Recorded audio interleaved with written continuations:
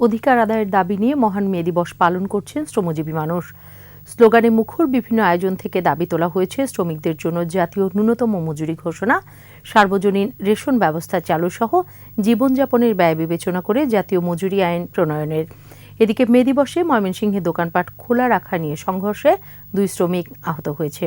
সহকর্মীদের সাথে নিয়ে শিউলি শবনমের প্রতিবেদন।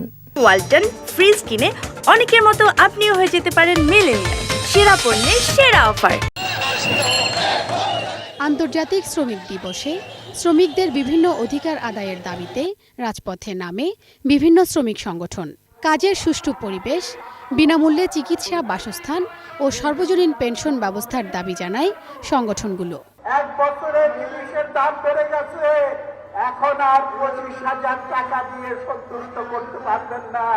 এখন হিসাব করে আমরা বলে দেব 30,000 টাকার কমে কোনো মজুরি আমাদের গার্মেন্টস শ্রমিককে দেওয়া চলবে না।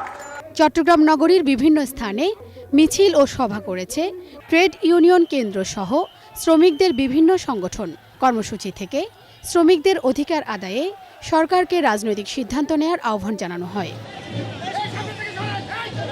কিশোরগঞ্জ, মানিকগঞ্জ, টাঙ্গাইল, ঝিনাইদহ, নাটোর, রংপুর, ঠাকুরগাঁও, কুমিল্লা সহ বিভিন্ন স্থানে হয়েছে শোভাযাত্রা, আলোচনা সভা। ময়মনসিংহের মেছুয়া বাজারে মে দিবসের দোকানপাট খোলা রাখায় শ্রমিক কর্মচারী ও মালিক পক্ষের সাথে সংঘর্ষ হয়েছে। এতে 2 শ্রমিক আহত হন। শিউলি শবনম, একুশে টেলিভিশন, ঢাকা।